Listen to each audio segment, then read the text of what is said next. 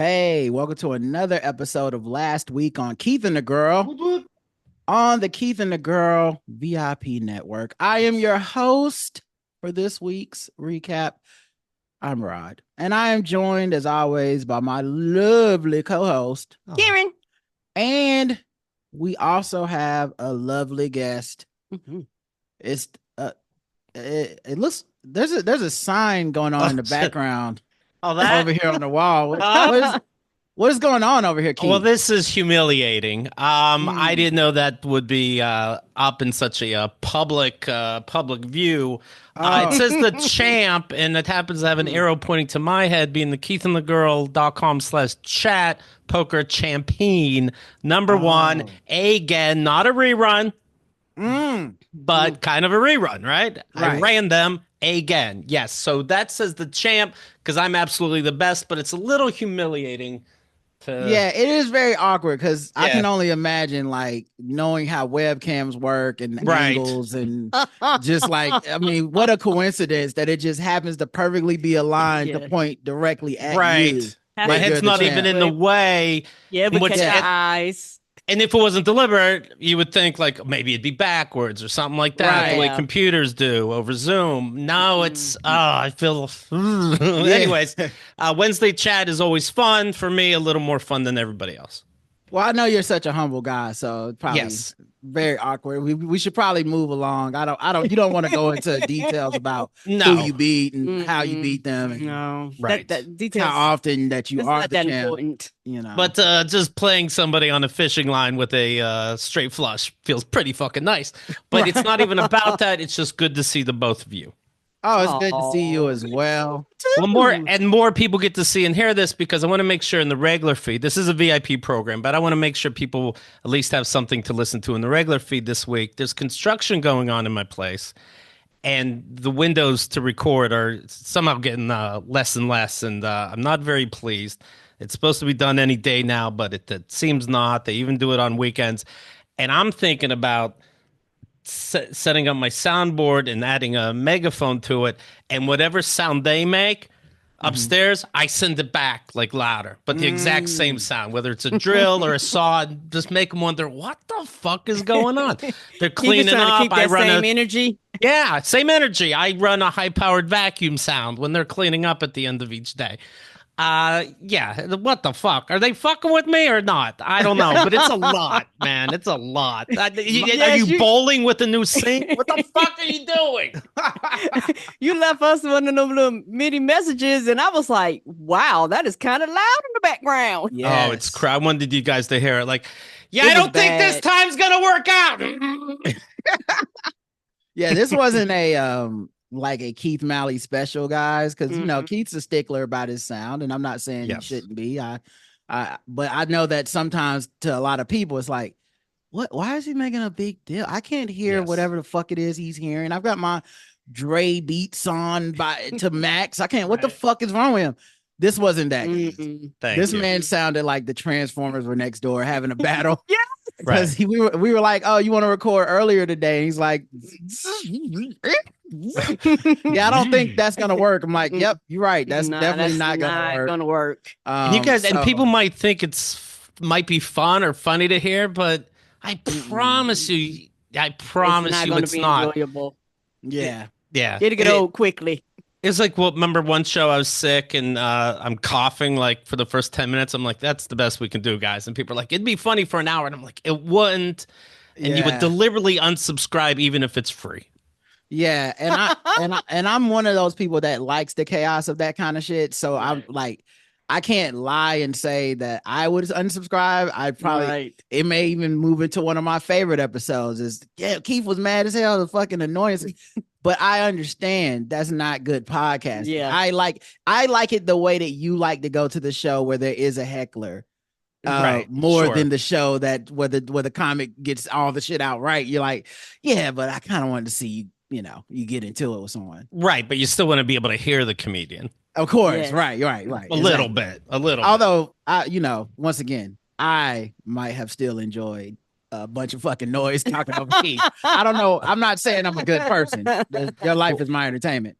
I will tell you, I've still been working over here, and I'm going to turn the dead emails into some kind of script. I'm not sure how exactly just yet. Wow. But this is the year. Yes. Let's go. Yeah. All right. And of Producer course, and writer, I see you. and and this also just sort of answers one of the questions I was going to ask for last week, which was, how has the construction been fucking up your recording windows? Because I'm imagining we do this and we're committed to doing it every week.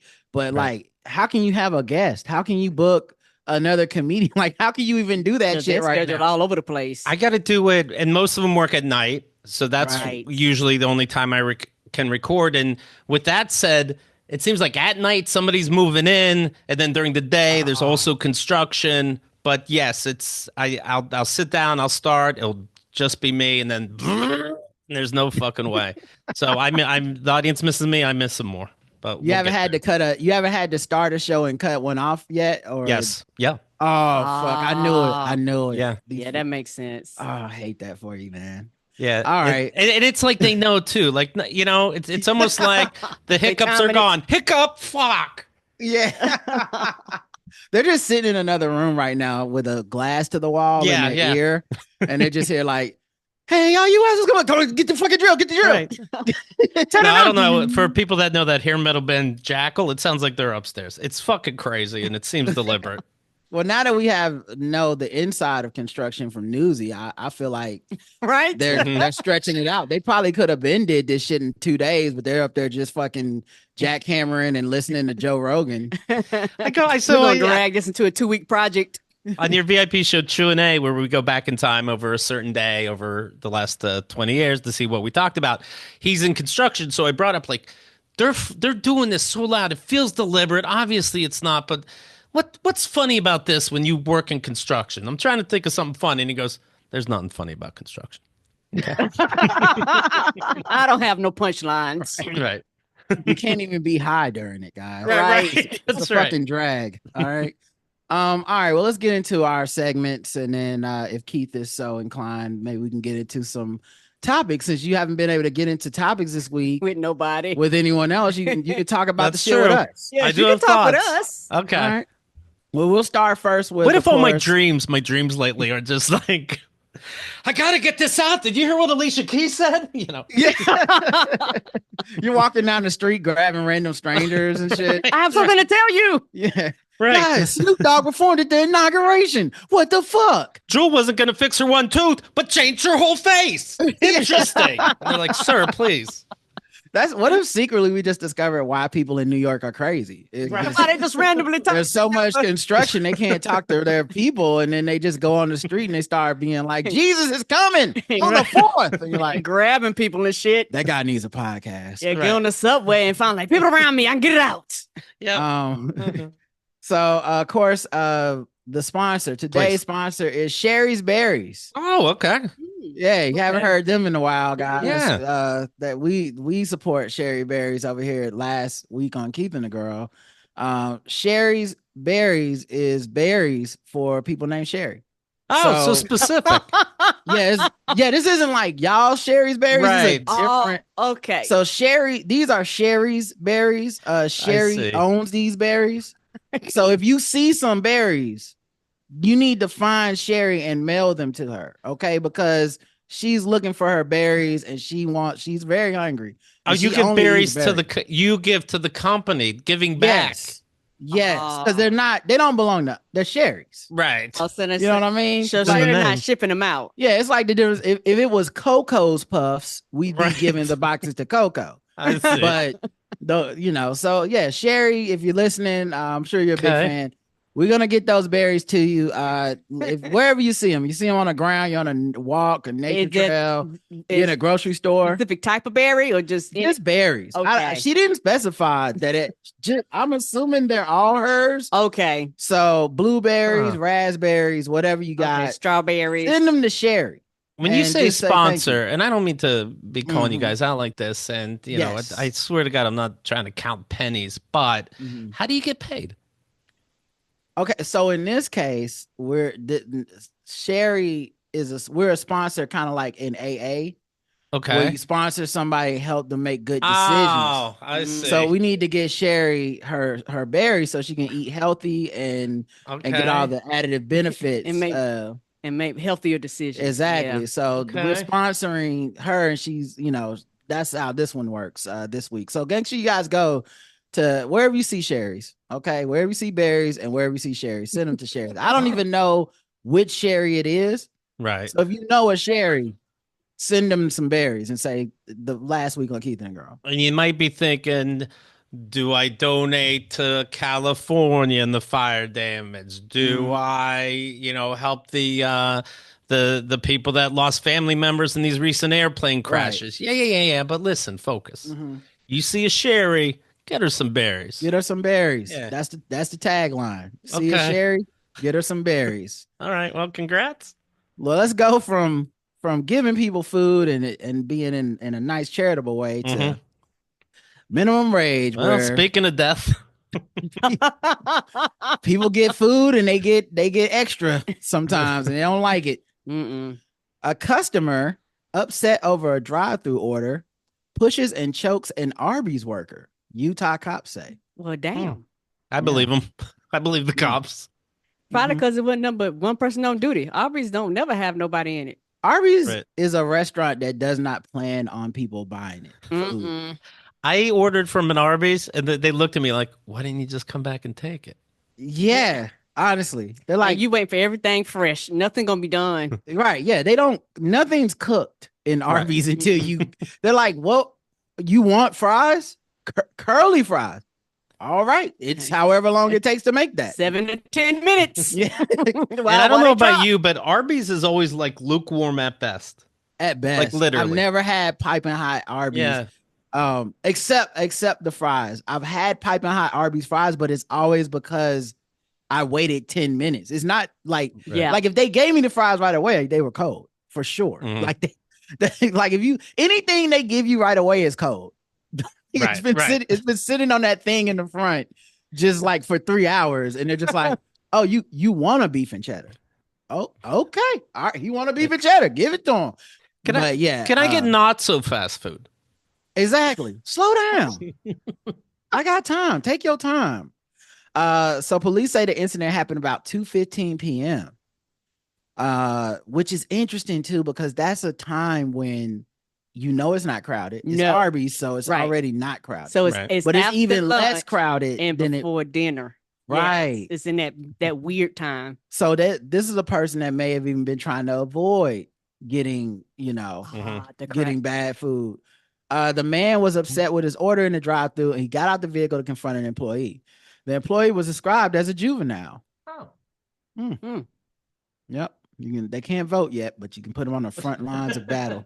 If you're able to be in a war zone, you should be able to vote. Yes, if an adult can choke you out, you should be able to vote. Not old enough to drink alcohol, but old enough to be in a war zone. Okay. Right. Can't smoke, but old enough to be in a war zone. When I was 15 and I worked at McDonald's, honestly, I should have been able to vote. Yeah. I knew enough about people at that point. I can't be in a casino, but I can serve, quote, food at 2 a.m. Okay. Right. The man said something along the lines of asking the employee if he is man enough to have a conversation. That's just asking a question. Are you man enough? I think my dad told that to me. It's like, if you're man enough to ask me an honest question, like what? Yeah. If you're a kid and somebody says that to you, run, baby, run. That is not going to end well. Sorry, I'm not. You have a hole in your chest. Yeah. That kid learned a valuable lesson that I learned also when I was around that age, which is that there's this weird age for boys where you're not a man, but you're grown enough to get your ass whooped by a man. And it's really, you really don't know the day. Like, it's just one day people are looking at you like, I'll fuck this little kid up. And won't think twice. And I feel like this juvenile found out that day was like, he's like, but I'm a kid. He's like, not today. Boop. Right. No, I don't care nothing about that. If you're old enough to pay taxes, you're old enough to have a conversation like a man. Right. You got a W-2 and a W-2 piece to your face. I'll say it to your chest. Right. Yes. That sucks, man. Oh, that poor kid. Cause it's always a surprise. Yeah. You man enough to have a conversation? I like to say yes. Oh no, what? This is not a conversation at all. Was not the conversation I was looking for. Because that's the thing. Kids are just stupid enough to run their mouths, and they some of them are oblivious to how the adult person is responding, and they don't realize that they're in danger. Yeah. You know, I guarantee when you worked fast food, Rod, they probably showed you like little videos like, don't waste food. The waster loves it when you waste food. Please waste that last piece of lettuce. Right. Show videos that they're able to climb the fucking counter. That is not protection. Agreed, Keith. Right. Yes. Agreed. They should have a special video that's just for minimum wage stuff. Like, yes. Don't die over sauce. The saucer loves when you die over sauce.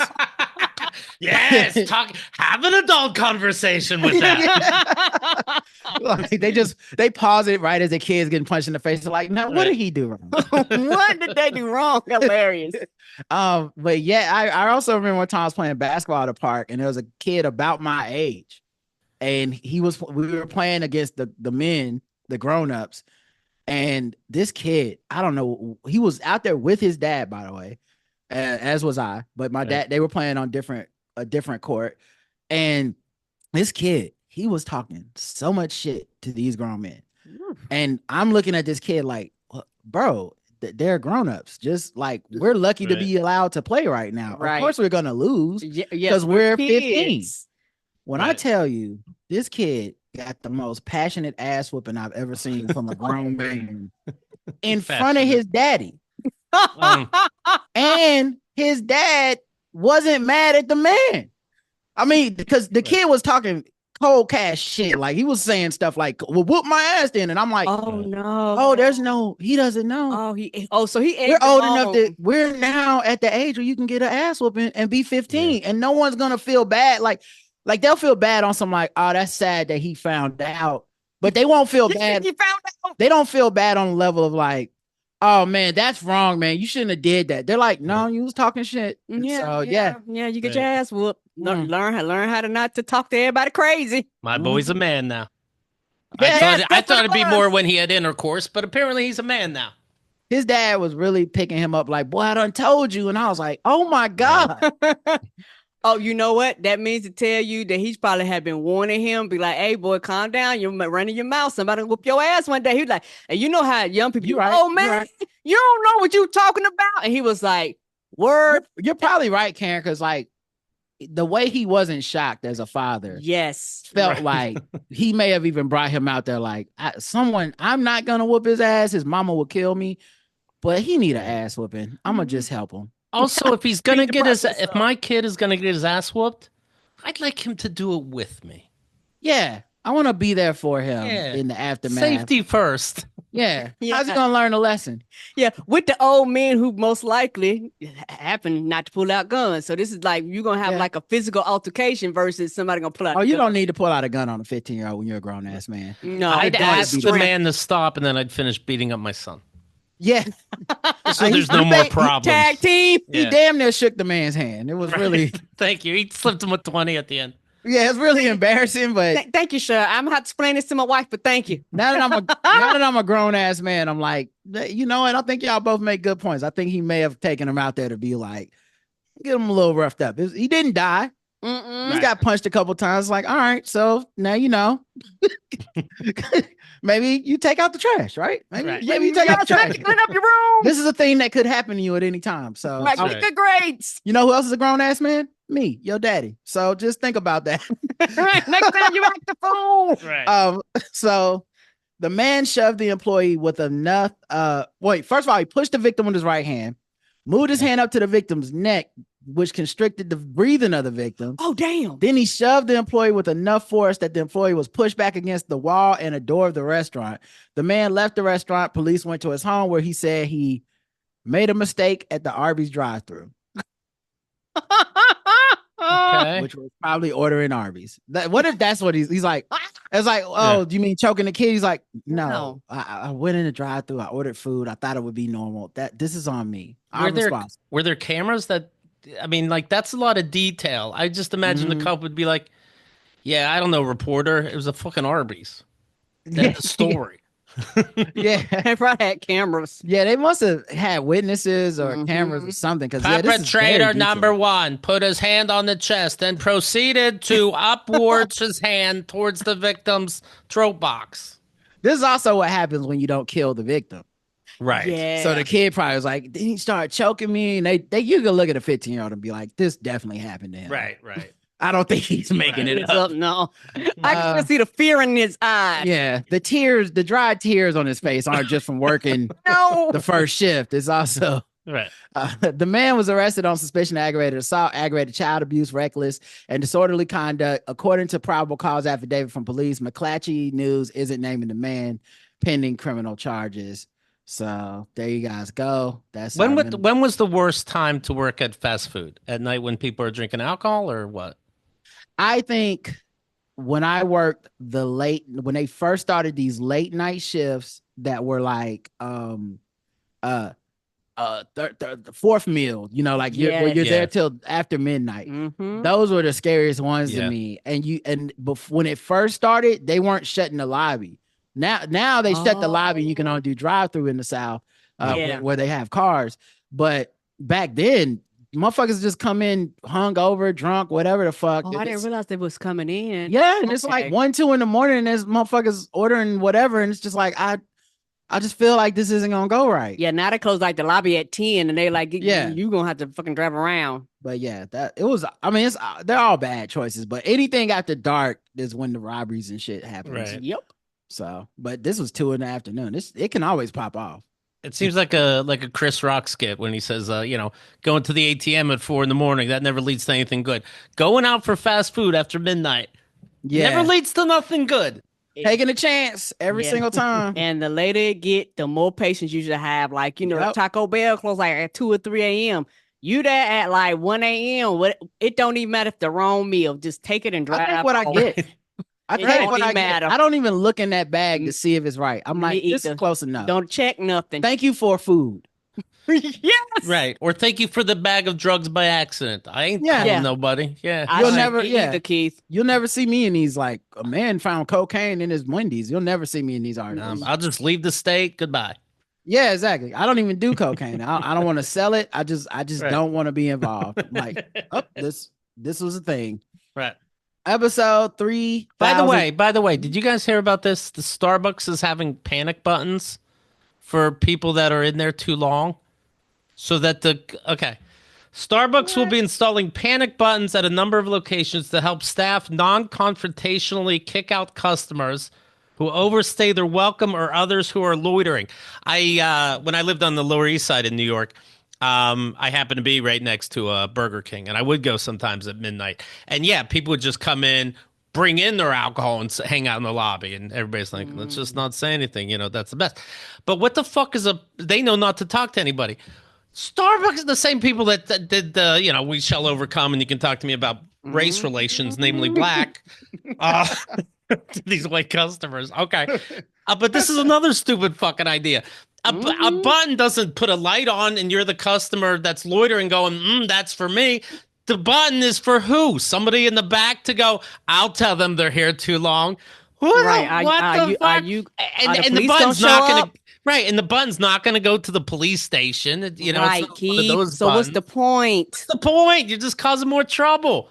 And then somebody says, touching anything. Like, we see you make our coffee. So we know if you're kind of sneaking in a little touch of a button. Right. Now we got a problem. First of all, even if you press the panic button and they want to, like, get someone out the lobby, they're going to tell them the wrong name. Right. So you got that. Right. I just thought, yes, it's not going to be your name. His name was Bulabalu? That doesn't seem like a real name. Who is Right, he? that's the good news. You can never catch me. You didn't have my name. The other thing that's interesting, too, is why the potential for this button to be used at the discretion of somebody who also may have bad decision. So, like, it could be somebody who's just, like, racist or someone who's sexist. That's what I thought. Yeah, it's homophobic or anything. A Muslim's in here, panic. Like, why would you put this power in the hands of these motherfuckers? What do you mean you don't have a small? I want your smallest. Oh, you want my smallest? I see what you're doing. I hear it buzzing. There's a new CEO, Brian Nickel. Okay. Targeting, he says, the button could target patrons who have spent an inordinate amount of time on laptops or are lounging around without making a purchase. Starbucks has not made clear just how the buttons will work. Yeah, because he didn't think it through at all. Whether they will alert law enforcement, well, that'd be very impractical, or simply alert staffers. Yeah, alert staffers. You guys don't have a button already? Like, psst, table number 3. Like, yeah, that's your button.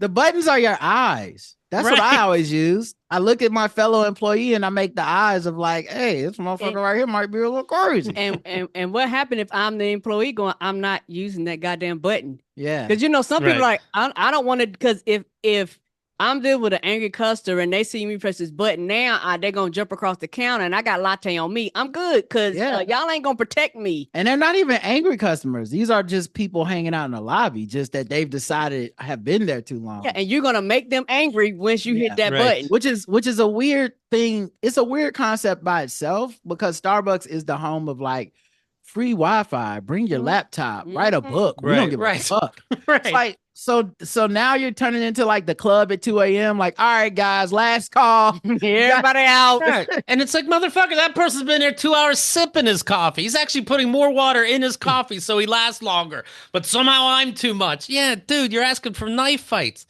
Yeah. And you've mentioned on the Black Guy Who Tips, the podcast, of course, about CVS and places that lock stupid shit behind the door. Now they have an app where you somehow access the app and you can unlock these fucking things yourself. But it uses the Wi-Fi. So now picture I'm asking the CVS worker what your Wi-Fi is. All this shit is just more and more fights. Ain't it stupid? Yes. What happened to just hiring enough people that you can leave things out? What happened to that? Oh my God. Yeah, it's the worst. All right. Episode 3888. Come on. Behind the Data with Andrea Jones Roy. Yes. Was she an asshole? She was brand new to the show. I liked her very much, but what are your thoughts? Oh, no, she was fun. Salt of the earth. Mm-hmm. Yeah. I was prepared to not like her. I'm not going to lie. When she said she worked for 538, probably because of the internet, I've just been conditioned to see 538 and be like, here we go with the bullshit. Right. But I forgot, you employees work for people. That doesn't necessarily mean they are in agreement with some of the shit that I forget the guy's name who runs it, but he's like Silver. Yeah, he's Nate Silver. He's just like become like it's like he wanted to be a star, not a poster. You know what I mean? Like he be giving his opinion more than he gives his like, hey, here's what the poll said. Here's what the poll said. Now it's like, first of all, this is what Barack Obama should do according to my poll. I'm like, that's not part of the thing. Not part of the thing at all. And when it comes to polls, me and Roger kind of talked about this. Nobody really knows because they've had polls, and then once people vote, sometimes it's complete opposite of what people voted for. Because I think about the polls, people lie, and that's one thing that people try to act like is not realistic in these polls. That people aren't going to always be truthful. Yeah. But also, it's like, what questions can you ask people? Agreed. Because you're really relying on people to be like extremely self-aware and honest. And I don't know if you've met people, but they're neither of those things. Right. I got a call the other day and it was about a poll, something. But before it even registered, I went, I'm good, thanks, click. I hung up. And then I'm like, oh, I think I was just asked for a poll from it. But it was just that tone of telemarketing where I was like, no, goodbye. But I was like, shit, I might have been able to have an opinion on something. Yeah, none of us respect the kind of person that would answer a call from an unknown number and take a poll. Yeah, hey, who's on the phone, honey? I'm taking a poll. Right. Like, name the people in your life that you think would get that call and stay on the phone and do the poll. And it's going to end up being a list of people that are fuck-ups or people you don't respect that much. So, it is what it is. They probably have to have a home phone, so somebody old. No, they got your cell phones now. Okay, cell phones. Okay, they can call your cell phone and be like, "Hey, we got a poll," but it's an unknown number. Chad, I don't be picking that phone. Anyway, I liked her, and I'm saying that because coming in, I almost was expecting like, oh, it's one of these poster motherfuckers that's gonna tell us like, And is that even worse than an author? Yeah, exactly. But nope. Ooh, data. But I knew I She's an liked her. open Yeah. book. Yes. Yeah. You brought this up on your podcast. I like the point where you're like, I'm just trying to scroll through social media and look at butts. Look at literal, hot fat asses. And then I find out somebody's political opinion and you're like, God damn it, your ass wasn't that big. Right. Yeah. Fuck out of here. Ain't that important? It's like when I was dating a girl, and then like the first date, and by the end, something about a school shooting, surprise, surprise, was on the news, and she's like, it's not really about guns, it's about mental health, and I'm like, you're not as hot as you think you are. Yeah, it's a off, man. What are you doing? No titties on the earth, dog. Yeah, I'm gonna fuck you once, but then that's it. Yeah, because your opinion is too much. Right. Whenever people do like the hate fuck thing, I never relate to it because I'm always like, I don't know. There's part of me that can't. Like, I don't want you to have pleasure. I don't want you. I want things to be bad for you. Right. And nobody but you. Yeah. Like, I don't want you to be like, you know what? This guy, I hate him because he's black, but the dick is good. No, fuck that. I don't want any of this. I also like when you talked about Trump weighing in on the NFL, which I heard he's going to be at the Super Bowl this weekend. Oh, good. Can't wait to see him get booed on the screen. That is fun. and then post a video that with the sound changed so it doesn't seem like he got booed, which the thing he does multiple times. Right. But I also noticed he seemed to be rooting for the teams that did not have the black quarterbacks. Like, just coincidentally, like writing such kind things about like Josh Allen and the Buffalo Bills felt like a I see what you're doing, Trump. You don't like Philly, mention of Baltimore, no mention. You like in addition to these cities being like, having like not voting for you.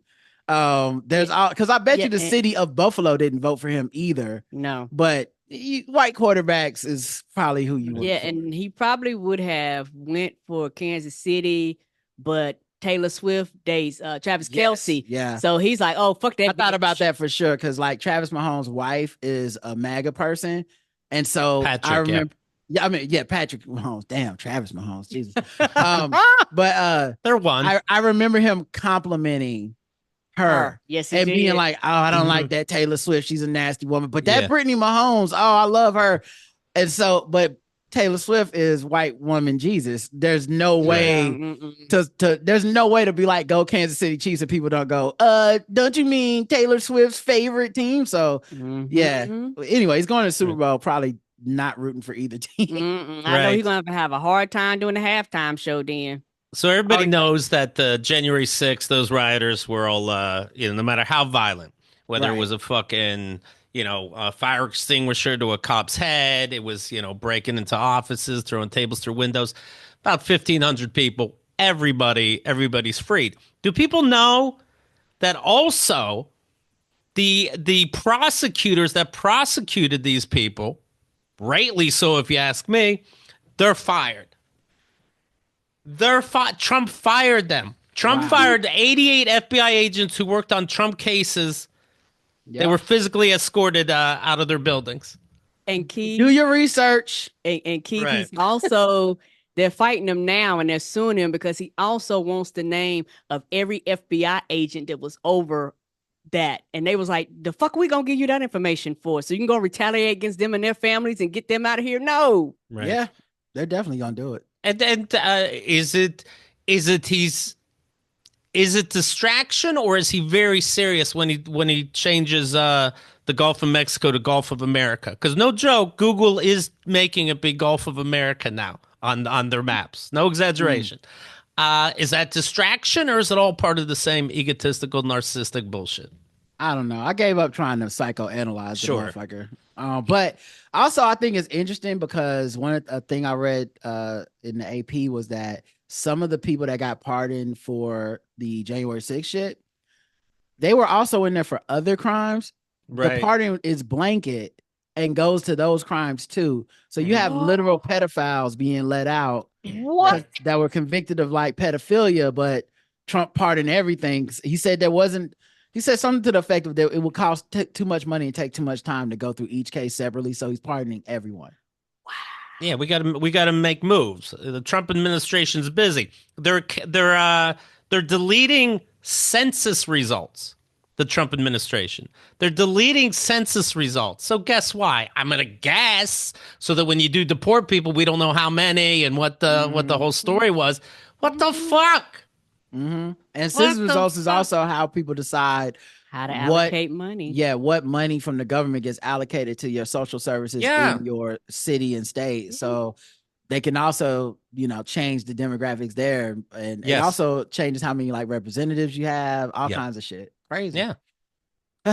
But yeah, I wasn't surprised he somehow was not a fan of these Super Bowl teams. Did you talked about the fans celebrating and how Philadelphia fans always celebrate and it gets super crazy? Yeah, they I was just reading about a dude. He was like I don't know. He had a good enough degree in college, and it was for like I think it was like some kind of sports medicine, but it seemed like it was a Temple University. He climbed one of those poles, fell off, hit his fucking head. He's dead now. So Philadelphia has a fucking party. 18 years old. Yeah, crazy. 18 years old, life over because you had to climb a pole after the NFC Championship, not even the Super Bowl. Right.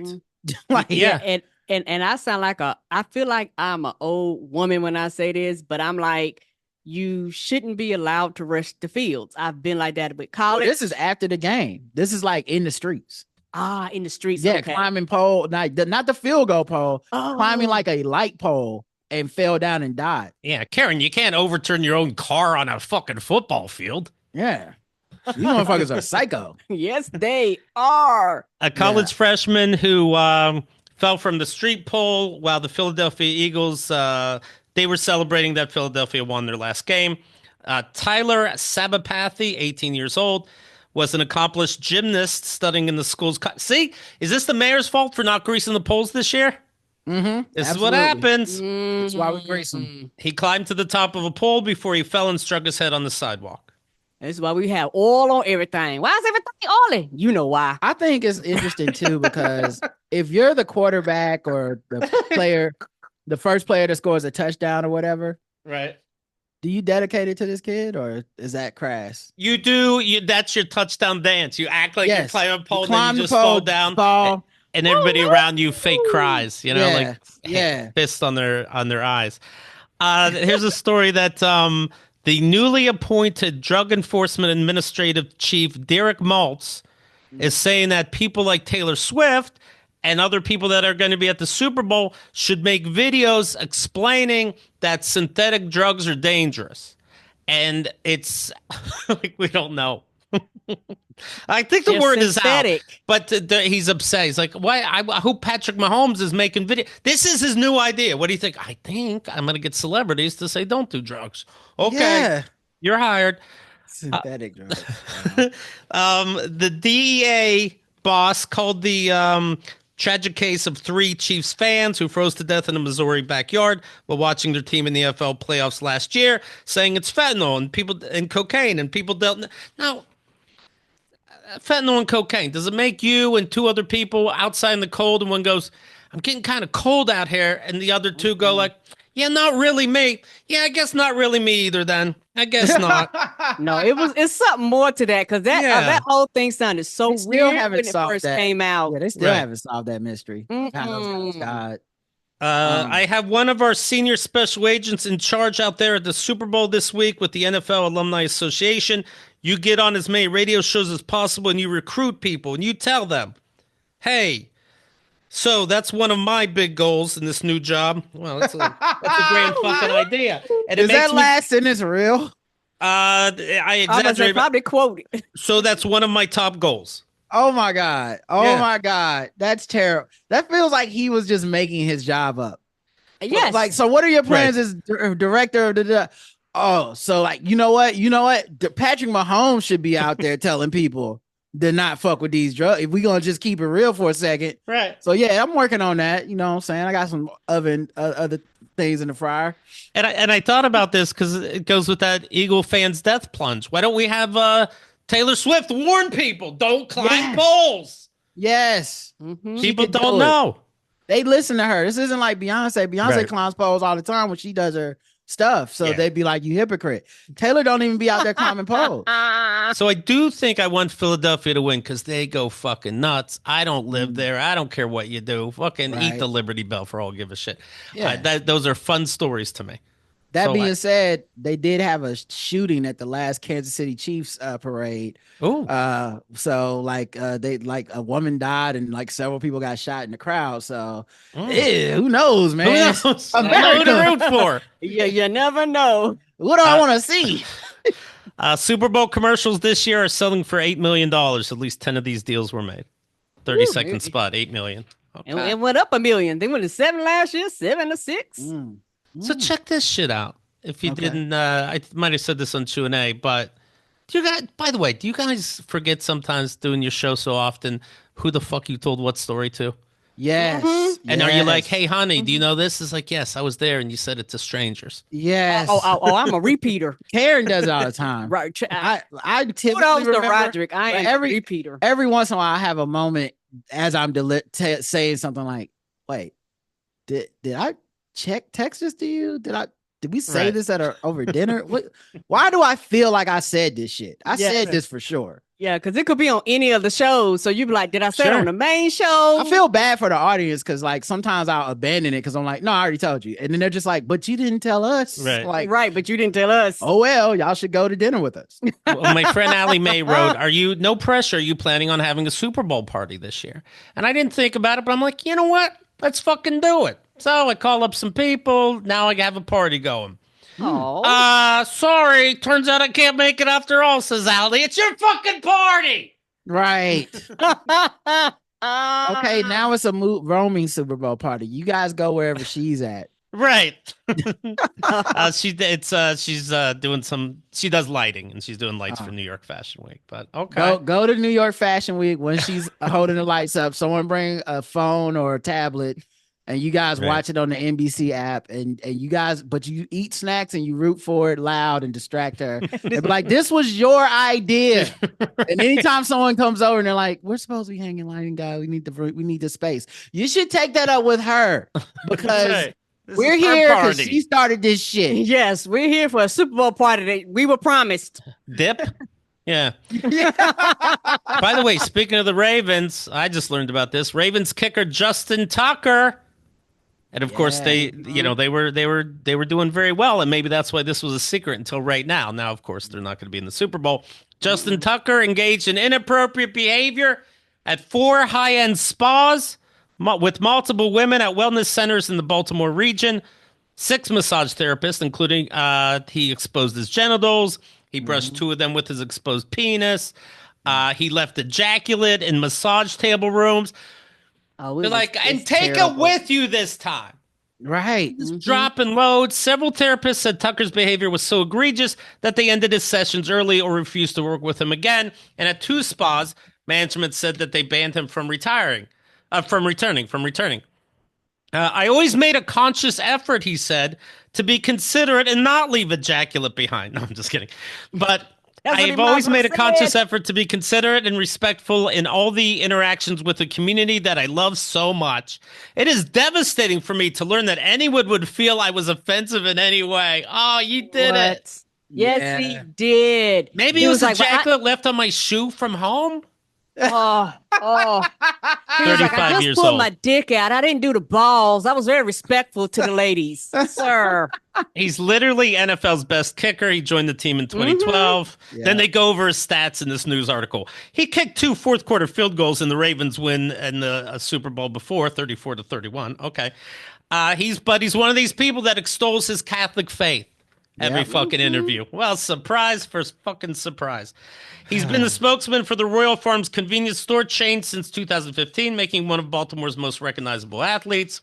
Mr. Tucker, said his lawyers, has never been inappropriate during any massage therapy session, and certainly never in the manner described. What do you mean, certainly not this way? First of all, never. But definitely not ever like leaving ejaculate and throwing penis around. Sir, why did two places are like, you can never return here again? You did something. They got his picture up by the register. Yes, do not let this man in the building. Any suggestion to the contrary is a fictitious and utterly baseless claim. Well, he simply would never. Honestly, I know this guy. And I'm sure there's lawyers that listen to this that probably get offended every time I make this point, but I could be a lawyer for a guilty person. I can do this job. If you're a famous guilty person that definitely did it, hire me. You're spending way too much money on these fucking law firms. I can make this shit up. If it's just a matter. No, he never did any of that and doesn't know any women. He actually, he doesn't even know his wife. That's how much he's not around women. That's when you pull out your Tim Robinson. That's what he does. He just goes around leaving ejaculate. Exactly. Okay. Right. Yes. Who left this hair? We can do this sperm job. on his hand.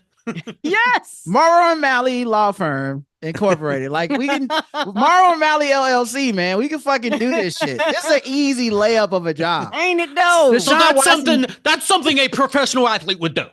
Right. Okay. So you're telling that's what me he does. You're gonna believe 38 women over my client? That's what we're doing? Let me ask you this. How many of these 38 women have won a Super Bowl? Okay, I rest my case. He's known in Baltimore as the spokesperson for a convenience store chain. He's beloved. So he's going to leave ejaculate. Let's see. Where's his dick now? Oh, seems to be in his pants, isn't it? Okay. A Ravens spokesman said, "We take any allegations of this nature seriously and will continue to monitor the situation." The NFL said they'll look into the matter. You did look into the matter, but they might have had a chance to win the Super Bowl, so you shut the fuck up. Surprise, surprise, the news is out now. Yeah. They said they told the team years ago. And I think the most ironic part about that is that I believe his first year with the team is the year after the Ray Rice scandal. Oh, no. And the Ray Rice scandal, of course, is it's such a clusterfuck. He hit his wife. It's on camera. Mm-hmm. Everybody That's in the was elevator, like, right? In the elevator. Yeah, in the elevator, dragging her body out, limp. It's a real beating. It's like a Puff Daddy beating. Yes, and they go, well, we don't know what happened before. Right. It was like, what the fuck kind of world do you guys live in? Nothing could have possibly happened before to make you knock out your Women never fiance. poke at you. Yeah. Okay. I never met a woman who ever just tried to press your buttons. Okay. And I remember like sports talk show host and everybody defending him. Like until that tape came out. Stephen A. Smith said some shit. I remember he got suspended for it. He did. Where he was like, I tell my sisters, you never want to touch like you don't step to a man. That's a man, okay? I'm like, who watched this and sees that? Right. And so another video comes out of them arguing before they get in the elevator. And it's clearly like he just fucking went off on her and started hitting her. And so, which you need to see that video, you fucking idiot. But okay, they come out and have her come to the press conference. I remember that. And they do a press conference with the media. She don't work for the team. And they're like, can you also tell people how it's kind of your fault and we don't need to cut him because he's one of the best running backs in the league? And she's like, it is my fault. And listen, he doesn't beat me. He just had a moment, blah, blah, blah. Then eventually it gets so bad, they do have to cut him. All this shit, right? So after this, they're like, zero tolerance. Right. We have here at Baltimore, we don't play that shit. Right. They did, and he ain't never worked in the NFL again. But they say zero tolerance for everybody, not him. They're like, because they got to go all the way the other way. They was full of fucking tolerance for a while. And then it was zero tolerance. And then, of course, now it's, so the year after you get this guy's your kicker, women start complaining a couple years later that he's harassing them at these massage parlors. Nothing to see here till 2025. Yes. But it comes out in the press, not because you guys did anything about it, but because he got exposed. Full of shit. You guys are full of shit. Yes. By the way, the wife that stuck up for the husband, what was her signing bonus? I'm curious. Right. Yeah, exactly. She didn't work. She didn't work. And it's not even fair because she's thinking she's dependent on his money. Yes. So of course what the fuck you expect her to be like? Guys, ruin his life. Fuck that shit. Like, it's time. Like, no, it's you don't put a victim up there to say anything. And as somebody that played fantasy football, he's a goddamn kicker. Kicker gets picked last. Nobody cares. Y'all trade kickers all the motherfucking time. You know, if he would have been not as the kicker as y'all claim he would have, y'all would have gotten rid of him immediately. Last thing I'll say about it, but you know what else? He had a down year this year. And it was so interesting because all the sports shows, when they covered it, had to mention like, and we don't know how long this has been hanging over his head, because if he was missing all these field goals all of a sudden, he must have known that this was coming. And I thought that was such an interesting point to make, which is they turned it into a football point. Like, it wasn't like this is wrong and these women. Right. It was like, maybe he did it because, I mean, he was missing field goals. He got the yips. There's a lot going on in his head. 5 of the women said Tucker asked them to massage his pelvic region or inner thighs while he had an erection. Then they said he repeatedly wiggled his pelvis to remove the sheets, which fully or partially exposed his dick. 2 women said Tucker brushed them with his exposed penis. 3 said when they returned to the treatment room after Tucker left, they discovered a large wet spot on the massage table, knowing it's ejaculate. The women say the incidents took place from 2012, Tucker's rookie season with the Ravens, to 2016, a year after he married his college sweetheart. That's going to be a conversation. Ain't it though? Or he's going to threaten to just kick her to death, you know? Picture, like, we've seen beatings. But right? Wow. Oh, shit. Ooh. Tucker's lawyers said it is unremarkable and not news that he might become exposed during a massage. I've gotten massages. Me too, Keith. Yeah, athletes often shift around due to the discomfort that accompanies body work. Dude, I had that fucking, I forget what you call the hard ones, but where they step on your fucking back and everything. It didn't pull my dick out. Athletes often shift around due to the discomfort that accompanies body work, and the massage therapists themselves are the ones who adjust coverings, they said. And then I picture a lawyer going, is that ridiculous? Okay, never mind that. Never mind. That does sound stupid, right? Never mind. But the therapists were unequivocal in their belief that Tucker's behavior was unusual, inappropriate, and intentional. Well, of course it was. I could do that job. Of course you wasted money, Justin Tucker. Right. I do it for far less. Right. There's no way. First of all, none of us believe what your lawyer said. So already you're paying too much money. Right.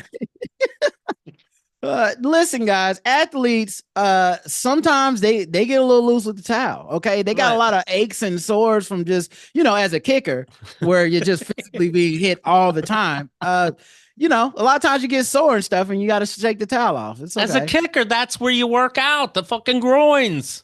You're right. This man would never disrespect a woman intentionally. First of all, that all this is coming out in multiple, it's laughable. I find it laughable. Ha! You have to wonder, who does this benefit, really? Right. Who's trying to take down my client? Right. Which one of these victims are going to be the next millionaire? I'll put the massage therapy system on trial. Apparently so. Speaking of men abusing women, Chris Brown suing a documentary.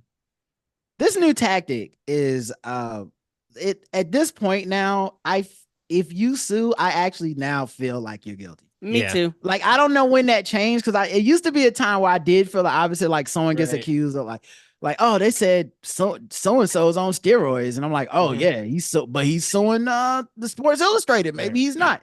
Now I'm like, oh, so you definitely did it. It's a trick. You sue, then you take it back, and then you pay any fees that the other person had to pay, but nobody hears that part. Yes, and it works, because who just did it? Mark Robinson. You guys may remember Mark Robinson. He's the black candidate for governor from North Carolina who got caught on a message board being like a Nazi and a freaky ass dude. I remember that. Yes. Right. And so he sued CNN because he was like, these spurious allegations that I am a weirdo sex man who's literally screen name something about a Nazi or something. That is crazy. I will sue you. And now this week he dropped the lawsuit. Yeah, surprise. Yeah. Interesting. By the way, speaking of rapists, Sean Diddy Combs. Okay. He more victims. More victims constantly, but brand new today. Prosecutors are saying that the 2 more victims are coming out. Combs, 35, sexually abused his victims for at least 2 decades. From 2004, they realize now, before they didn't know it went back so far, to 2024. Previously, allegations started in 2008. So it's at least started in 2004, I assume, before that. 21 years. He's in the Metropolitan Detention Center here in New York City.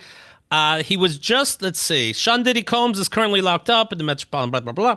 He received an MRI at Brooklyn Hospital because, quote, his knee was bothering him. But it's not like a fight in jail. Quote, it was an old injury that was bothering him, said his person. Combs did not stay at the medical facility overnight, and he was taken back to his cell after the MRI concluded. He's like, I feel a little dizzy from the MRI. Like, no, you can go back. Go back. You're okay. Also, just last that week, that feels like something that happened because he's Puff Daddy. Because I'm sure there's a bunch of people in there with fucked up knees. That are like not getting field trips to the hospital. Right. Just last week, he was accused of sex trafficking 3 women in a new criminal indictment filed by prosecutors. His trial, by the way, May 5th. It's coming up. Okay. All right. 3 months. You know, I saw. There's this new movie. I had to watch it in 18 parts. It's horrible, but it's probably #1 on Netflix right now. Back in Action with Jamie Foxx and Cameron Diaz. Horrible, right? Oh my God. It's unwatchable. Oh wait, hold on. The action was much better than the movie, which never happens. It's always the opposite, where like somehow they trick the actor into giving a fuck, and then you see the action, you're like, such bullshit. Why did they do a good job with the fights and the explosions and shit for the movie? Both actors feel like they both found out they were going to be in that movie that day. I feel like Jamie Foxx did a lot of improv on that. And I feel like it was after the fact. Like any kind of punchline, you only see the back of his head. I don't know if you noticed that. Yeah. Yes. A bunch of I forget what they call it, additional audio or whatever. Right. But I did like, this is what is making me think of it. I did like that, like the kid, they're on the subway or a train, and they're like assassins. They're on the side of good, but they work for CIA or whatever the fuck. Anyway, Jamie Foxx and Cameron Diaz are looking for the bad guy, and the kid, they have 2 kids, and one of the kids is like, "Why are you being so weird?" And Jamie Foxx goes, "Weird? This isn't weird. What's weird is that we still can listen to Michael Jackson's music. That's weird." And it's like, it's out of fucking nowhere. This is a life and death situation. But at the same time, I'm like, I love that shit. Just remind people for a split second for no fucking reason. Yeah, that was funny. Good. That was so funny. Yeah, I saw that movie. It was bad. But I was really shocked that they actually took the time to do good action. Right. Why spend the money? Why spend the time? Right. And why are movies, dude? I know I've said this a lot, but why are bad movies over 2 hours? Right. You know what you're making is shit. You even saw the script, I would think, and you know it's shit. So cut out half a fucking hour, and you'll trick us into thinking it was tolerable. I just saw You're Cordially You're Cordially Invited is on the Amazon Prime. Will Ferrell and Reese Witherspoon. It's so fucking bad that I'm only halfway through it, but it's over 2 hours or 2 hours. What are you doing? And why? Yeah. Right. And Will Ferrell didn't write it. It's not Talladega Nights or Step Brothers or Anchorman. It's something, it's not good. Right. And a lot of times, Keith, I agree. I think an hour and a half is a sweet spot. For you to go over 2 hours, you literally need a story to tell. And most shit that they write, they do a lot of filler. I wonder if making it longer in their minds gives these pretentious fucks more room to make it good in their head when it didn't deserve to be. Right. You know, like it's like how Craig loves Mother or whatever. Yeah. And you're like, oh, because it's so long that you can just make up a story that didn't happen, and now it's good. See. Yeah. I wonder if that's what's happening, because I watched a bunch of these indie movies this last month for our critic thing. Right. Yeah. If you're not gonna make a full movie, just don't make a movie. Like, it's okay. You you had 3/4 of an idea and you couldn't figure out how to end it. You don't have to do, like, I watched Love Lies Bleeding. It's like, you guys just didn't come up with an ending. You just decided it had been long enough, and I'm okay with that at 90 minutes. Yeah. At an hour 45, all of a sudden I'm like, no, this should have happened 15 minutes ago. We could have got on with our lives. You ever pause a movie and you're like, well, I know I'm almost done, but let me just check. And you're like, I'm 20 minutes in? Yes. What I've the done that fuck? before. I do it all the time. Ooh.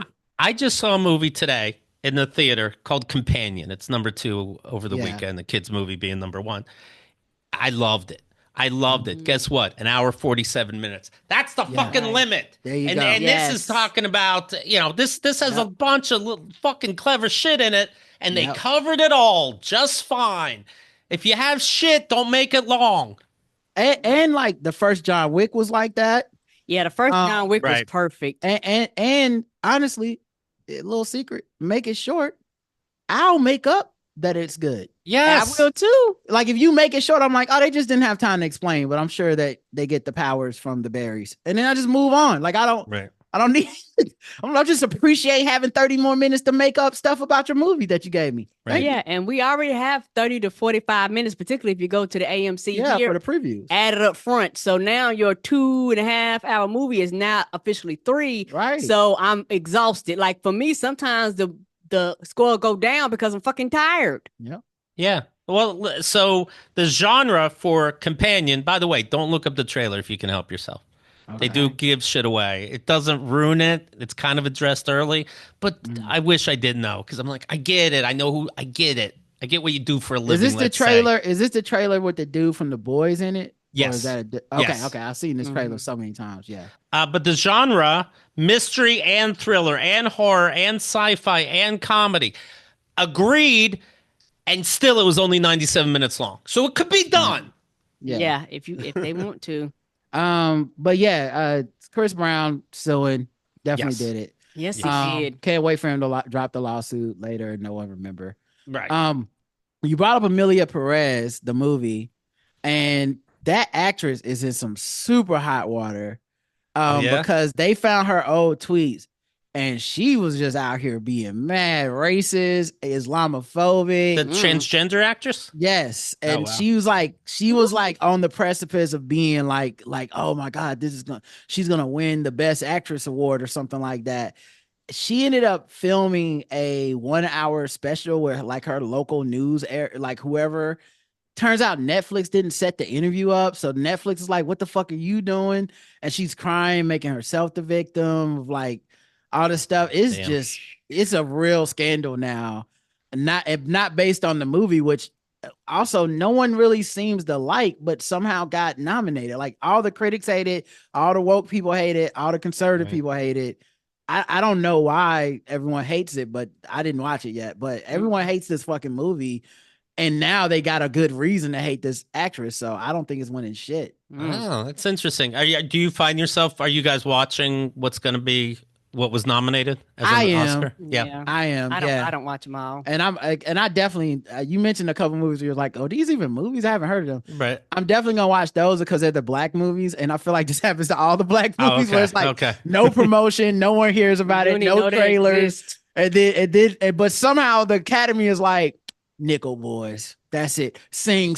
And you're like what? When? There's not a trailer. I saw trailers for Wicked. Me too. All this other shit. I was in the theater. I go to the movies every week. I never see trailers for these movies. Nope. And then they just pop up like, give the black people two nominations. You'd be like, I've never seen these all year in the theater. And you can't call Wicked a black movie because they put her in green face. Exactly. Right. They know what they're doing. This is like they do Zoe Saldana. Talking about these movies that are too long and pretentious, I just saw Honora. And it's about a woman in Brooklyn, works at a strip club, falls for a Russian kid that's, has tons of money and whatever. And then they get married and a Russian mob comes over and is like, we got to fucking take care of this shit. It's over 2 hours, 2 hours, 20 minutes. The first hour is really just tits in a strip club and whatever. And I think it's getting good reviews from critics because it's like, oh, we can watch porn basically? Okay. Because it's not, there's no fucking way this is Oscar worthy. Yeah, and the thing, Keith, editors matter, and people try to act like editors is just the assholes. They're like, no, we need to cut this and trim this shit down. Well, you know what's interesting too is I think sex is making a comeback in movies, especially like independent films, because we went so far in one direction where it's like you should never see a titty to like everything was sexless. Yeah, so now everyone's overreacting, but I also think they're overrating these movies and TV shows just because they got tits and ass in them. And I'm like, this was not necessarily good. It's just a lot of sex. Love Lies Bleeding had a lot of sex in it. It's not a good movie. It's just, if you really want to see two people fucking scissor, here you go. But I'm like, doesn't pornography exist? Don't you have a phone? Like, why are you elevating this movie? But like, I know a few critics who talk movies like this up because they're like, we need this in the cinema. And, they love, what's my girl from, We Live in Time. She's a great actress. Is Florence Pugh? Florence Pugh. She's a great actress. And she's like one of these people that's like, America's too uptight about butts and titties and shit. And y'all are the widows, not me. So she picks these roles and she's like, yeah, I'm gonna be fucking, I'm gonna be pulling out my titties and all this shit. Yeah. And I love her for it because she's like game for anything, but she's also a Marvel person, meaning like she don't give a fuck about the Marvel check. She's like, listen, they gonna get to see these titties. But I've never watched her movies and felt like, yeah, man, this movie's shitty, but she's naked. Like she still finds a way to pick good movies and be naked. So why can't y'all like Oppenheimer and fucking We Live in a Time rather than like, but dude, this stripper and these titties? I'm like, that's not a good movie. No, it's not. An hour before plot happened, and you're really just watching the strip club. Yeah, it's these, I don't know, it's these pretend prudes acting like they're not, and there's some weird shit going on. We Live in Time is now streaming. Yes. I love that. I loved it too. I saw The Wild Robot, the cartoon. That's streaming now. Yeah, we seen that. I loved it. Yeah, it's so good. So good. I loved it. Shout out to DreamWorks. They finally got one. Like, I feel like I was in there like it was a Pixar movie. I was like, this is so good. And they're like, Pixar didn't make this. Wow. Wow. Okay. And I'm tearing up as if I understand motherhood. Yeah. Okay. It was good. Up for best animation, The Wild Robot is on Peacock. Flow is not streaming, so I haven't seen that yet. Inside Out 2 is on Disney Plus. Wallace and Gromit is on Netflix. And that, I saw that, and it's like, to me, it's not as good as The Wild Robot or Inside Out 2, but to me, I feel like I can see the hard work behind it because it's claymation. Yes. Yeah, I love that old school claymation. Yes. Those motherfuckers be working. And then Memoir of a Snail on IFC Films. So, I don't know what the fuck that is. Yeah. But it's funny. IFC Films. From the studio that brought you the Human Centipede first sequence. The Human Centipede full sequence and Human Centipede final sequence. Brings you. Like, you ever see these promos? Like, from the studio that brought you. It's like, it's a studio. They did all kinds of movies. You didn't bring me shit. No, you did not. If it was the director or the writer, now we're cooking with something. But you guys just paid for like the shit that he produced or whatever. So I play that VR golf, and there is a Wallace and Gromit golf course. And when I watch this movie, I'm like, oh, it's this. I'm sure Wallace and Gromit, the house is always the same, and the bad guy's always the same. But that was pretty cool. And I just happened to play the other day VR golf with a stranger. Normally it's just me and Liz. But they said, all right, let me click, see what it's like talking to a stranger. They knew Keith and the girl. They said, are you Keith or are you, my name is Keith and the girl. And they're like, are you a fan of the show? And I'm like, no, it's me, Keith. And so we're playing golf. We're getting along. He happens to have a kink podcast. I go, kink, like sex and like, whatever the fuck. And he's like, yeah. And I'm like, okay, well, look at this. And we're hitting it off. And it was a lot of fun. And then, like, we're talking normal. Then I miss a shot, and I'm like, "Fuck!" And he's like, "Did anybody tell you you get angry? You're kind of funny when you get angry in a funny way." That's what he said. And I'm like, "Yeah, that's so that people don't know I'm really angry."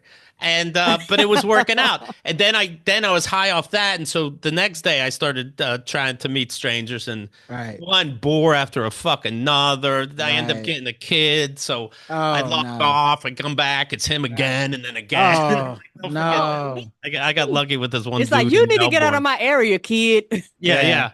That's cool though. Yeah, but that was a lot of fun. The kid, when I was playing with the kid, we'd play for a little bit, and then I'd leave. And then try to come back and not get him, and I'd get him again. And he wasn't really talking. I'm like, are you not talking because you're not supposed to talk to adults? And he's like, mm-hmm. I'm like, okay then. And I'm like, how old are you? You sound like 8. And he's like, mm-hmm, yeah. And I'm like, okay. Now, does he tell his mom, like, no, it's okay, Mom. He asked my age. No. Like, Right. Yeah. And then, but the third time when I was going to, it's the end of the game, I'm about to go, and he goes, please don't quit. So I'm a fun guy to play with. Realize it's a kid, and they were like, I don't want nobody to play with a kid. Yeah, that must happen to him all the time. Yeah, like, right. Because like that, what adult is like, ooh, a 8-year-old? Like, right. Most of us are like, oh God, no, please get me off of here. I don't want Chris Hansen busting into my fucking house. And I'm obnoxious. Like his name is like Cool Guy 103, let's say. Yeah. And so I go, oh, it's Cool Guy. How's it fucking going, Cool Guy? And he's like, I don't know. It's going all right. My bad, little It's not that important. Okay, whatever. Watching right-wing news, hoping people are good. Oh, and Andrea Jones, Roy. Oh, yeah. Or, well, you know what? Not to jump ahead, but the poll was, let's see, I have it here. Mm-hmm. Do you seek out news that you disagree with? Do you seek out news that you disagree with?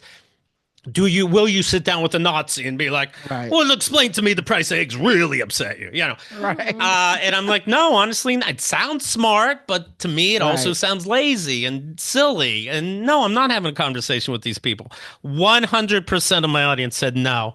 So and obviously we have Trump supporters too, but no, of course not. I 100% agree. And anybody that, particularly nowadays, the way everything is so black and white and so cutthroat, you have to be in a place of privilege to even consider that. And a lot of times you think that way because you feel like you quote unquote can change somebody's mind when most people's minds are already made up. I just appreciate Keith saying no. Because I feel like there's a lot of social pressure to be like, oh, no, I understand. You can kind of reach out to that side. And I'm over that bullshit as well. Because I think people think, because it makes you sound simple, right? If you're just like, no, I'm not sitting down with a Nazi and having a debate. Right. I actually am not curious at all. And not at all. Yeah. And I think also once we got to the point where like, there's one whole side of news that just doesn't need facts. Right. Yes. What are we doing? We can't have a conversation. It's not real. Like, it's a difference between we both agree a thing happened and then we're debating like what does that thing mean? So like if we're like, oh, a vaccine is out and it fights COVID, and then we're both like, oh, so what does that mean for us as a society to take? But if you're just like, that vaccine is not real, it is a trick by the government to change your DNA, and the 5G is going to activate. I'm not talking to you, crazy person. I'm not even going to debate, though, if you're like, well, I got the vaccine, so why would it spread? I'm like, this isn't it. This is so dumb. I give a fuck. Right. I'll get the vaccine and hope for the best when you pass it to me. Yeah. Okay, fuck off, die. Who gives a shit? What do you want me to do? I didn't become fucking... And these people that also are like, they pretend that first of all, they don't, but they pretend they sit down with the other side to talk to them. That's not the way you're saying it. They're saying it like, I learned from you, you learned from me. If you're doing it, you're just trying to convince them and wake them up. So don't act like it's so give and take. Yeah.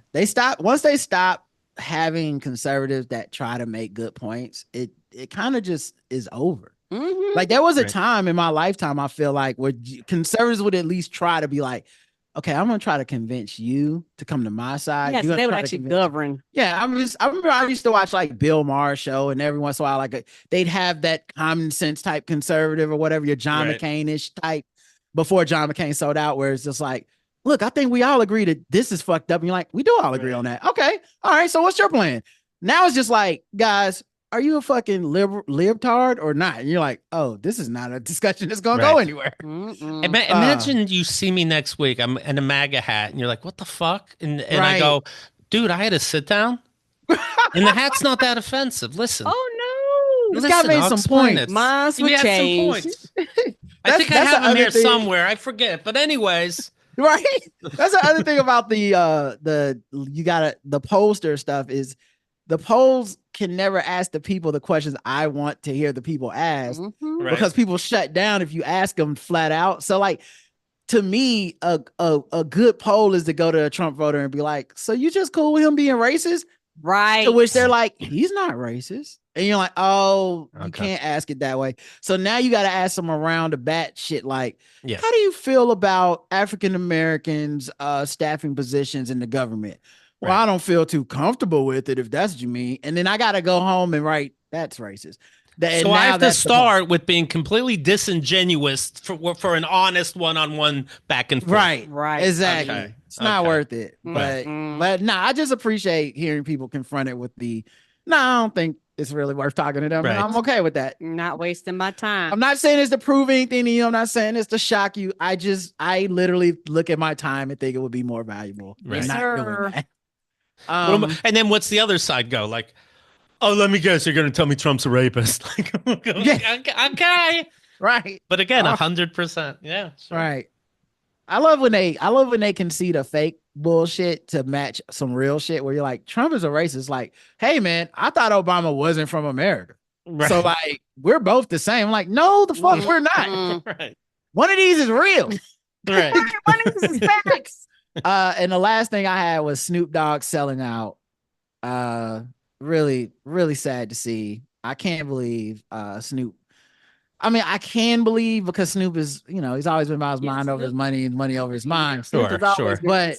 But there's something so icky about 4 or 5 years ago. You were literally saying, don't fucking even go to Trump's inauguration. You were saying the worst shit for Uncle Tom. Yes. And here you are. Hey, songs. Right. Yeah. And now you're like, what's the problem, Sue? We over here. Yeah. We just over here crypto balling at the Crips, baby boy. Like, what do you mean? This is not normal. And he lost like 500,000 Instagram followers. He did a Instagram video where he was like obviously upset, but pretending that he's not. Like, it's all good over here, baby. I'm still a black man. And I'm like, bro, just admit you fucked up. Everyone loves you, by the way. Yes. So like, it would be so easy for him to just come back like, I fucked up. That's my bad. Because everyone would forgive him. He's in every fucking commercial on TV. They would. It's just him and Kevin Hart. Those are all the commercials that are on TV. It's Snoop Dogg, Kevin Hart selling you some shit. And this motherfucker is like, nah, y'all are the ones who are wrong.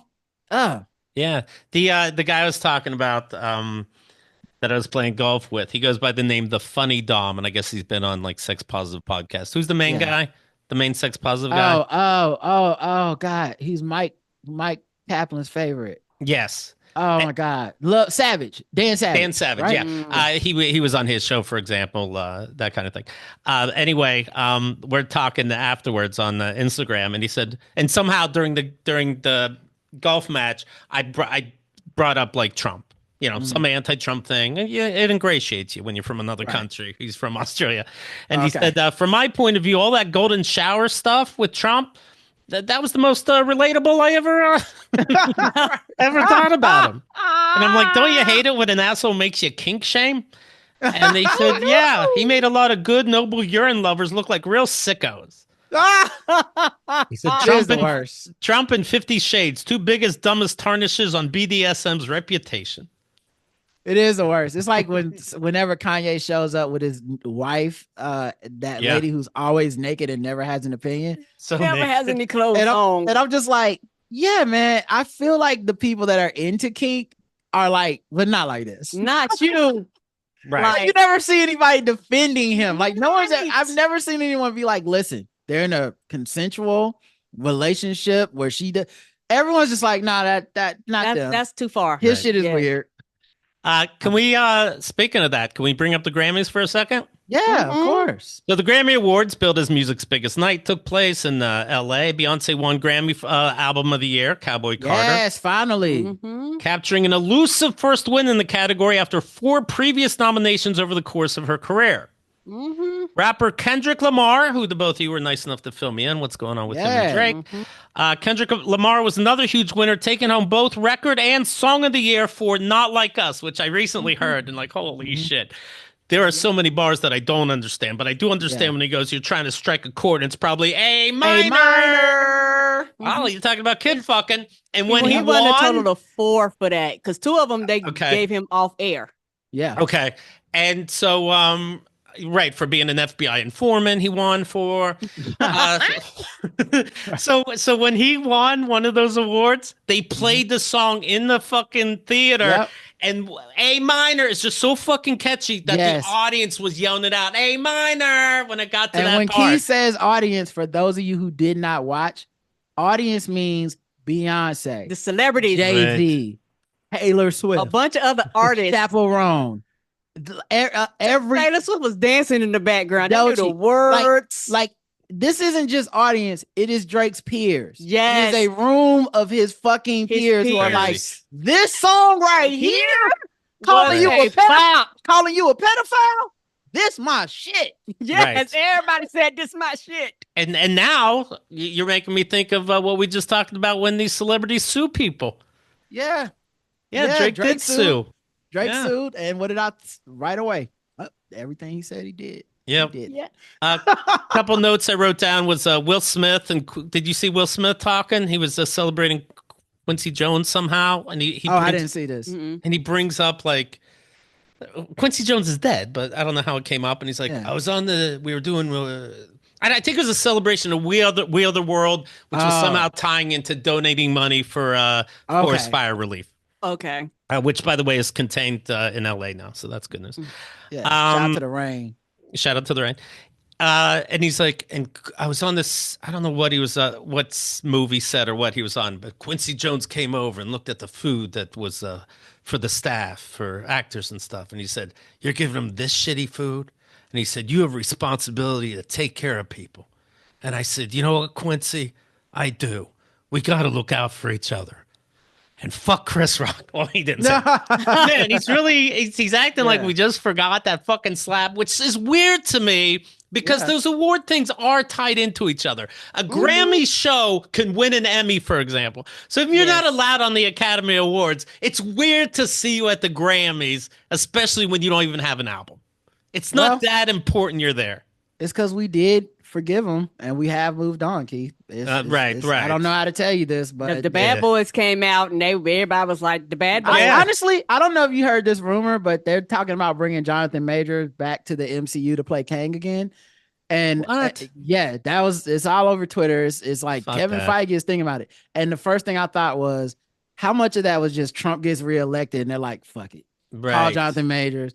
I feel like nobody cares anymore, right? I feel like a lot of shit is ripples. I feel like one of the reasons people support Trump is that he moves the goalpost enough for people to be bad, but you can't be accountable.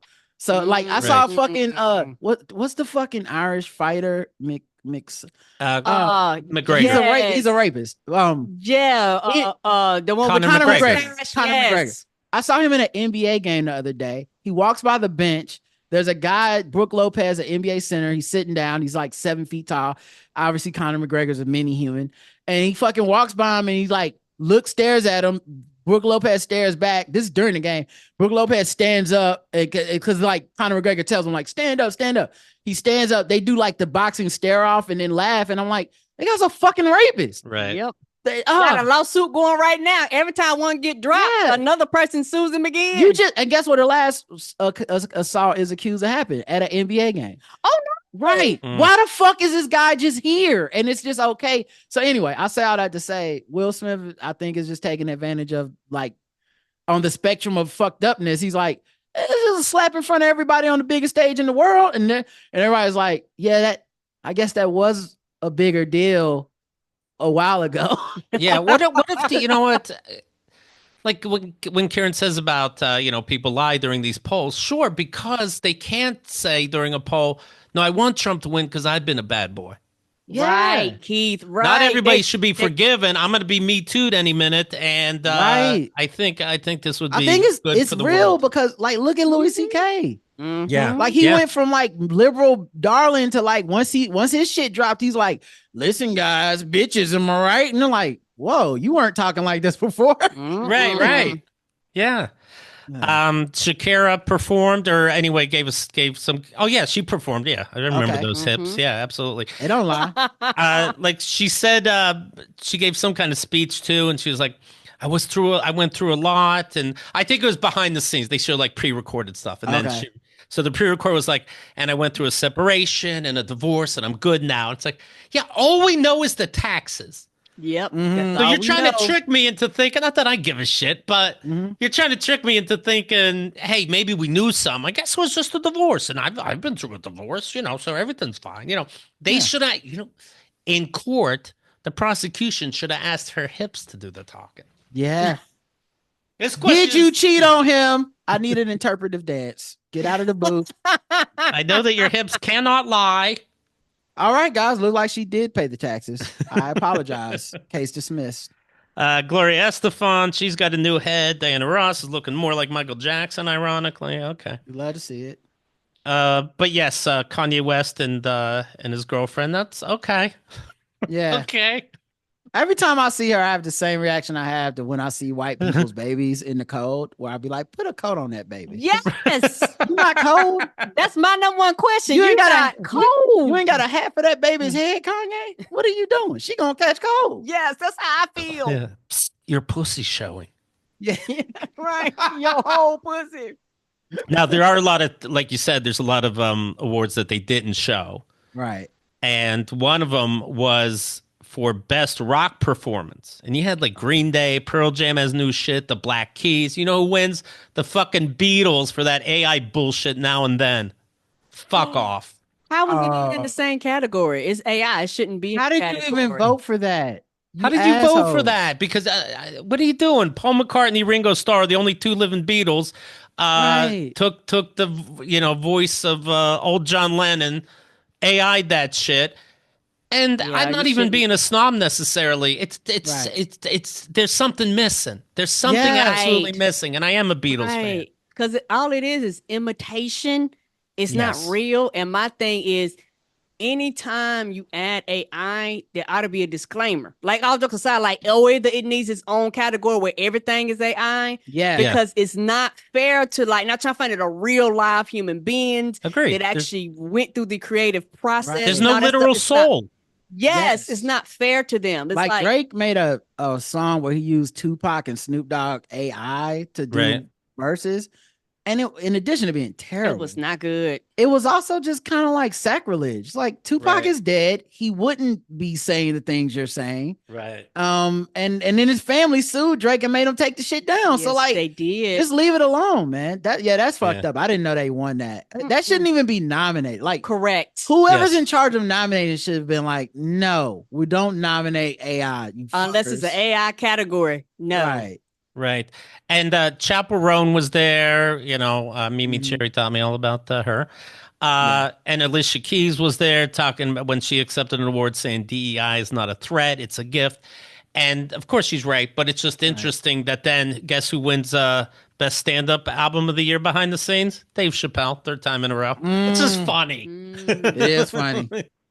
Just a room of all inclusivity, let's say. Right. And Dave Chappelle, all anti-trans. He's like, listen, I only did 2 minutes on the trans people this year. I deserve it. My time down. Okay, I'm getting off of this trans thing. All right, I'm very slowly, a year at a time, by about 2 minutes of special. But by the time we get to 2030, I won't be talking about them at all.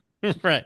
But thanks to Trump, they'll be gone by then. I mean, you just woke up the other day and your gender was missing. So yeah. I love when Trump does something fucked up and then people like Dave Chappelle have, because he's a pretty conscious person. He talks about a lot of pop culture shit. Then he does have to distinguish. And that's how bad shit is gonna get under Trump. Like you're gonna see a lot of people that were kind of like Joe Rogan already did it. Where it's like, oh, I'm not conservative or Democrat. Like, bitch, you know what you did. You know what you did. He passed all them fucking executive orders. All of a sudden, he was like, that's not me. I just was at the inauguration. That's all. Chappelle beat out Ricky Gervais, Jim Gaffigan, Nikki Glaser, and Trevor Noah, who happened to be hosting the show as well. There's a new album. Like I've heard these jokes before, but Gilbert Gottfried has an album out now. He, of course, is dead. The money's going to the disease to help cure the disease that he died from. It's called Still Screaming, and it's even if you heard these jokes before from him, are they AI? It's still funny. No, it's actual him in Cubs. Yeah, that's probably why I didn't win. Still screaming. And by the way, if you're new to Keith and the Girl, keithandthegirl.com/Gilbert Gottfried. Like you can do any guest, but if you type in /Gilbert Gottfried, you'll hear the times he was on this show. And that's what this album made me think about. Literally one of the greatest recurring guests on Keith and the Girl. He's fantastic. One of my favorites of all time. Very open book. Yes. Very himself. Doesn't mind getting ribbed. Doesn't mind ribbing back. And just always up for a gag. I'll never forget what he did.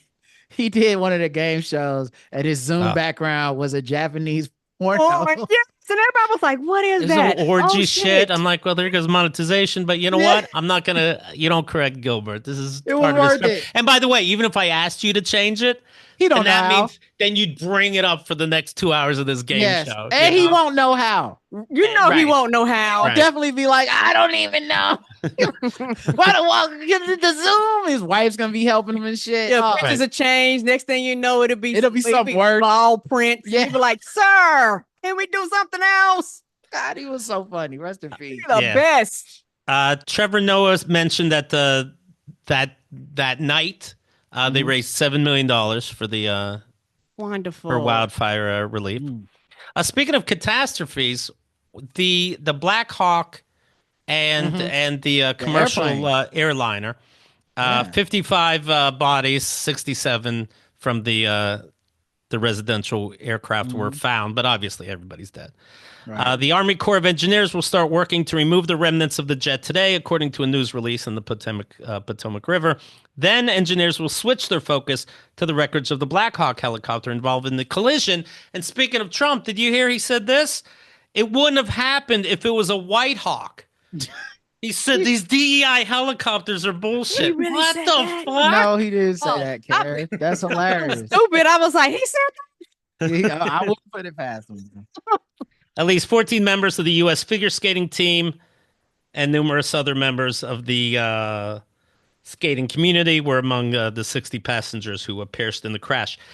If you are, a good figure skater, and you're not trying to be crass or, jump the picket line, but this is... You just moved up the ladder. How long do you have to wait? I would before say you apply? Until they're buried. I think until all the wreckage is picked up, at least, right? Once they find the bodies or whatever. Also, they did blame DEI, Karen. It's just they didn't say it like that. But no bullshit, no joke. JD Vance and Trump both said it was DEI that caused the crash, and I think Trump even passed one of those fake executive orders to be like, I'm ending DEI, and it killed these people, and it's just like, imagine being so racist that worked on you. What kind of person are you that would work on you? It would. I think a normal person would be like, what the fuck does got to do with race? But some people out there are like, yeah, Trump, that it wouldn't have happened if it wouldn't have been the DEI. But did he also blame a transgender person for flying the plane? No joke, helicopter. There's a transgender person who is a pilot of those type of helicopters.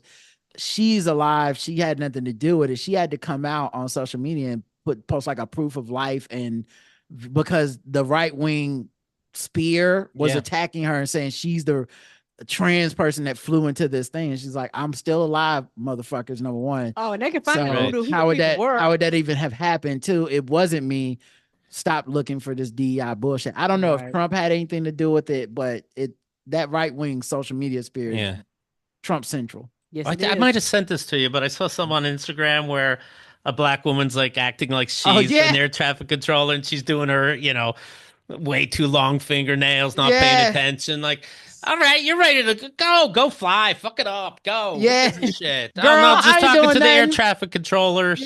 No big deal. I can talk. I'm gonna take a break. I already got 3 fucking helicopters in there. That's a lot. I'm gonna take a break. Like, that's really how it works, you fucking idiot. It really is that fucking sad, man. That these motherfuckers like really hear the words DEI, and that's what they pictured. A bunch of unqualified black people they just grabbed off the street and was like, you want to fly a plane? Like, you're Asian. Yeah, come on. I'm sorry, but I think it should be qualified people, you morons. We have a quota, damn it. I know you went to flight school, white man, and I know you make up 94% of the workforce still, even with the DEI bullshit. Right. But yeah, it's just sad. Yep. Q&A hosting. Newsy seems to be fitting into rehab quite nicely. Right? He was going to be the bad boy puck of the group. Right? He's going to fight against the man. He was going to stop being polite, start getting real, and he's playing along and getting into it. That's cool. Seems like it's really turning into some Breakfast Club bullshit over there. Yes. You know, he's the jock, but he's just misunderstood. Okay. Yeah. He's spent a little time around these nerds. His last day, he's going to put his fist in the air. You'll see. Yeah, for sure. He's going to cry. He's going to cry on his last day. He's going to put up his fist. He's going to fade to black. Somebody gonna hug him. He gonna miss it. You know he is gonna miss it. The next week he gonna be like, I could go. He gonna show up and they gonna be like, but you don't need to be here no more. He shows up to work with a bong. Yeah. Whoops. Yeah, I did say that was funny. He got a new job. How good would it be if he showed up baked on the first day? Right. He's like, no, I'm still in rehab. His eyes are just like bloodshot. And he's eating chips. Like, right. So what are we doing here?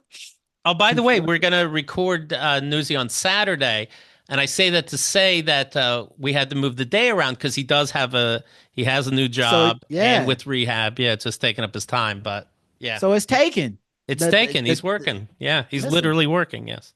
You're working it and work the program. Don't let it work you. Right. Okay. Will you brought up on this show, of course they bring up old shows, and I love two things I love about Q&A. One, mess. Anytime some mess comes up, little scandal, little behind the scenes, big fan of that. Newsy, you got some this week. I'll get to that in a second. And then also it reminds me of old shows, and it makes you, think about how the shows change and stuff. Would you ever do a marathon again? Because I imagine the organizing of it is a lot of Hemda's work and just a lot of fucking work. Yeah, Excel spreadsheets, the beast. I don't think I would mind the organizing. I promise I understand how much work it is. Don't get me wrong. Yeah. But I would need a partner. Because I would feel weird if, like a host, let's say, wasn't on the mic.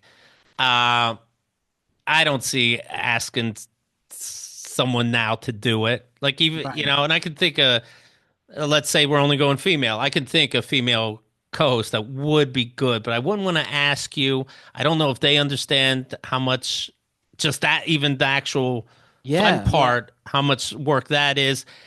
And I really am getting older. When me and Hemda, as time went by, we're like, we're still into it, and she's still jazzed by it, but we can feel our age. 24 hours is a long fucking time. It's a long time, dog. I remember when y'all were doing a marathon when I went to New York to do game theory. And when I left that morning, I was watching you guys, and then I landed in New York, and I'm setting up everything in the Airbnb. I put you guys on the YouTube screen, and I'm just like, how the fuck? I'm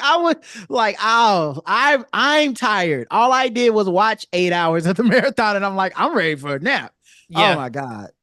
It's weird because we'll do the show and then I'll just check the time. I'm like, we're 30 minutes. It's like a movie that's too long. I'm like, we're only 30 minutes to fuck in. And only every so often am I like, oh my God, only halfway through. But then I got to tell myself tricks like, it's just time. And time is so fucking weird because all of a sudden we're going to be talking, you and me, and it's going to be 10 years later. Like, well, how the fuck did that just happen? So eventually, all of a sudden, the 24 hours is done. And I don't know. That's just a lot of mind fuckery. And, going through it without like a partner that you've gone through it before. Right. So that they can understand. Right. And then we got the mess behind the scenes. Kyle got mad at Hemda.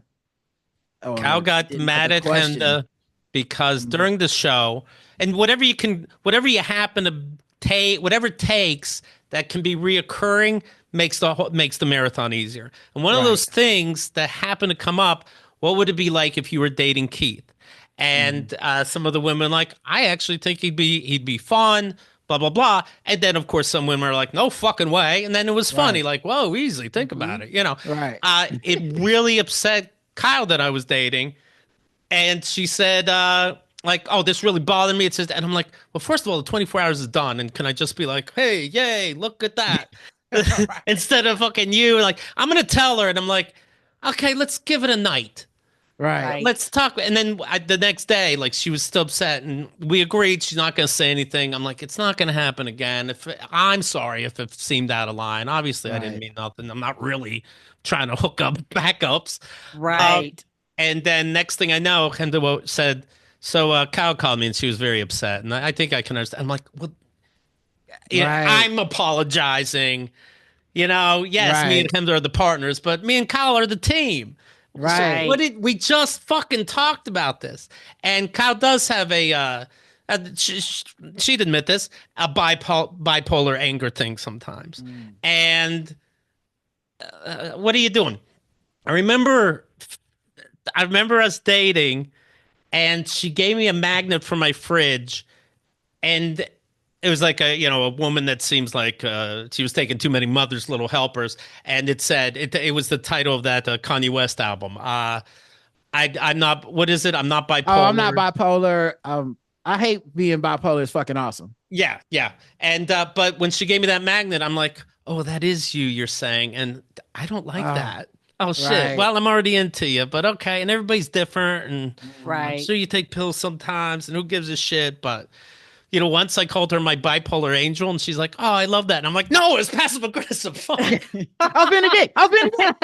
You're missing the point. I was out of line. Well, I wonder part of it's also because you guys kind of met on the air in a way, like yes, that episode was like him to being like, and what would it be like if you wanted to date Keith? And now she's not special. Yeah, because him to always ask everybody now. So like, what is she trying to hook you up for everybody? I get it. Right.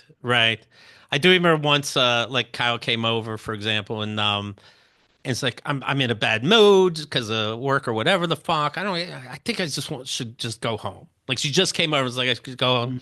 Like, all right, baby, I understand if you have to go home. Like, what you want to do. You just want me to leave? I'm like, what the fuck is happening? You was just gonna let her go. Oh my god! I was gonna let her go because she said maybe I should just go. Yeah. No, stay. We'll make it fun. You're respecting her autonomy. Okay, motherfucker. That's how you giving her a choice. I would like you here, but not too much if you don't want to be here. It's almost like when I invited people to my wedding, and I'm like, so it's this day or whatever. It's like, oh, do you want me there? I'm like, not if it's like that. Now I just made the invitation weird. Yes, but whatever. Read, Keith. Oh, that is hilarious. But anyway, great job, Newsy. Okay, yeah, he does great. Last second. The chat pack that shows up, different people each time, but sometimes regulars, Mimi Cherry, Matthew, of course. But yeah, everybody's so great. That is. And Matthew, you're dating. Okay, doesn't matter how much time between. Okay, technically, the definition is dating. Mimi Cherry was yelling. You guys, dude, you guys got to hear Q&A. It's every week in your VIP program. It's so fucking good. But Mimi Cherry was like almost yelling at Matthew because Matthew's like, "No, I'm not dating." He's like, "Have you been on a date?" Yeah. And before that, anytime a date? Yeah. Then you are dating. And you could tell she means it nice. Like, don't shit on yourself. You're up there with people who are also dating. And he's like, well, I know what dating is, and I'm not really doing it. You are doing it. Believe in yourself. Have faith. That's right. Toxic positivity. Right. I'm rooting for you. You the shit, man. You the shit. You get bitches. You are getting bitches. You get out there and you waste your time just like everybody else. I promise. Right. Oh, no, that was so funny. That aggressive rooting. I'm that person. I can't be that person. Well, that's it for my recap. If you have any other topics you want to get to, Keith? No, I think that's plenty. Thank you guys so much. I'll mention this, though. Rod and Karen are doing a live show. The podcast, of course, being The Black Guy Who Tips.